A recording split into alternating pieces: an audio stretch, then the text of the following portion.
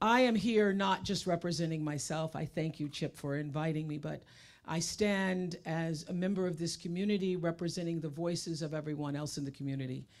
My neighbors and friends, the Veloses, the Divorzans, those of you who I only know casually, everyone would be here if they could to say thank you. I love words. I love what words do to our feelings. I love books. I love the use of language. And trying to come up with words that express what we, the community, feel for you has been a challenge. Brave, valiant, daring, undaunted, fearless. Those are words, but there just aren't enough words or emotions, actually, to describe the heart, the soul, and the fortitude required to sign up to be a first responder. I wasn't here for most of the Thomas fire because I took the evacuation orders seriously. But I was here on that fateful night of January 9th, fateful morning, when we were awakened by the blast of fire on the mountain that lit up the night sky like a napalm bomb. I said to Stedman, I think we've been nuked. But since that time, I have often thought of the first to know that it actually happened, because I call security and say, what's going on? And they go, we don't know what's happening. We're trying to figure it out. So I was thinking, who does know what's happening? The first to know what to do, and then to do what was necessary in the moment, facing an unprecedented situation of danger, of shock, of despair, of screams and cries of anguish and moans of desperation, of fear and death. To be the kind of human being that says, take me, I'll go. I'll do the opposite of what all the other human beings really want to do. I won't run away from it. I will embrace the danger and then wrestle it. I'm here on behalf of our community to say that your actions define what it means to be a hero. It's a word, but you all have lived it out loud. We're here today, our community, our family of fellow humans, to say thank you to you, the outstanding men and women, for actually being who you are. Thank you for the days and the nights, the days and the weeks, and then more days and nights of double, triple shifts and sheer exhaustion. I was in my home thinking about how exhausted everybody must be working for us. Exhaustion to the point of where I'm sure so many of you couldn't even remember what day it was, but yet you kept wrestling and rescuing and digging and hosing and shoveling and fighting to keep us safe and free from harm. I'm here on behalf of our community to say thank you. Even though thank you actually doesn't seem enough, because we owe our lives to you.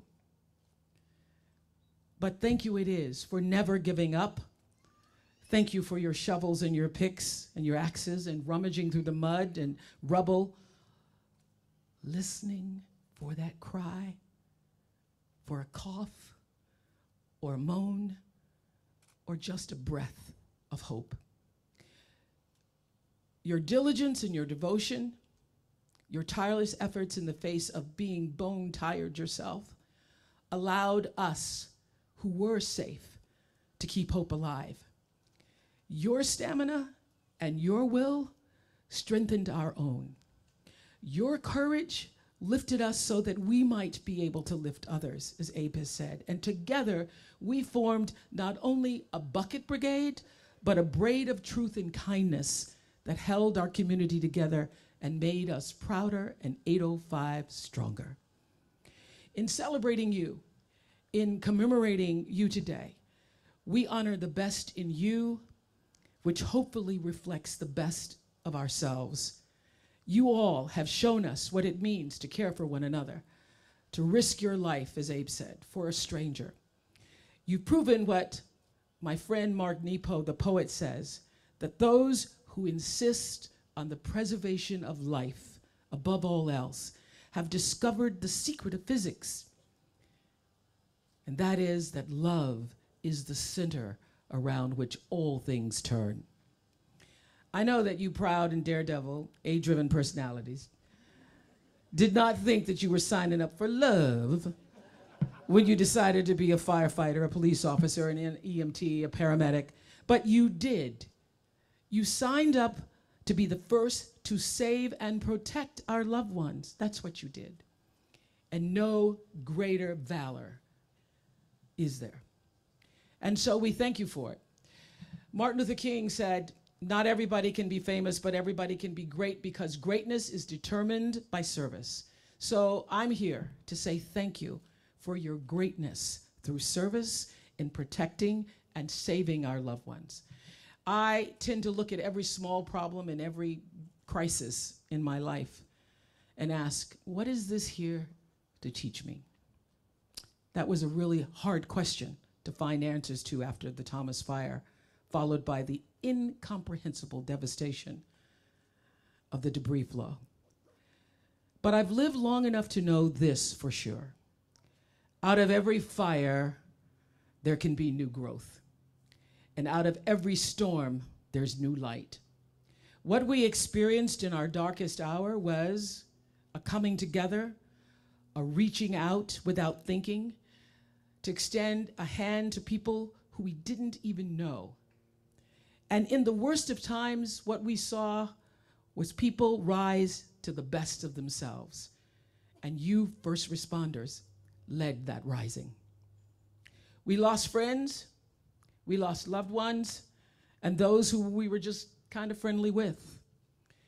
All whose tragic passing is a constant reminder to those of us who yet live to remain ever cognizant of the preciousness of life. To have our blessed lives here in this bucolic enclave so disrupted was actually a trauma to our souls. And even after months of removing boulders and multi-tons of mud and debris and cleaning up and tearing down and restoration, our wounds are still mending. As Abe said, we will never forget it. And we shouldn't. We shouldn't forget it. Because this is what we're called to.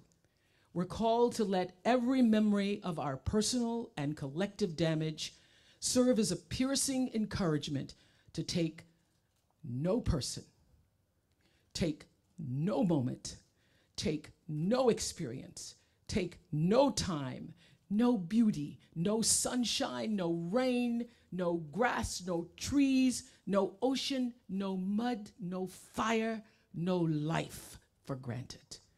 That's what we're called to do.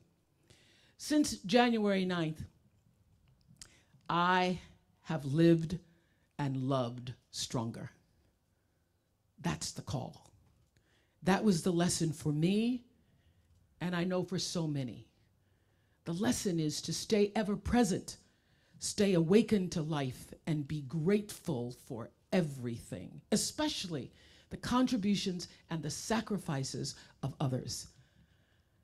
The hours away from your family, the risk you take, the uncertainty, the actual toil and labor required to bear the honor of being called a first responder. We applaud you. We came to celebrate and commemorate you today with a stamp that will forever be an acknowledgement of your commitment to our community. And we just want to say thank you for living out loud what it means to be a hero. The stamp is merely a symbol of what the spirit of each of you represents. Each of you represents the best of us. You represent the rising of courage, the rising of honor, the rising of compassion, endurance, survival, and thriving. And to quote my mentor, mother friend Maya Angelou, and still we rise, just like suns and moons, and with the certainty of tides. Santa Barbara City, Montecito, Santa Barbara County, we will continue to rise, leaving behind nights of terror and fear into a daybreak that's wondrously clear. We rise. We rise. Thanks to you, our first responders, we continue to rise.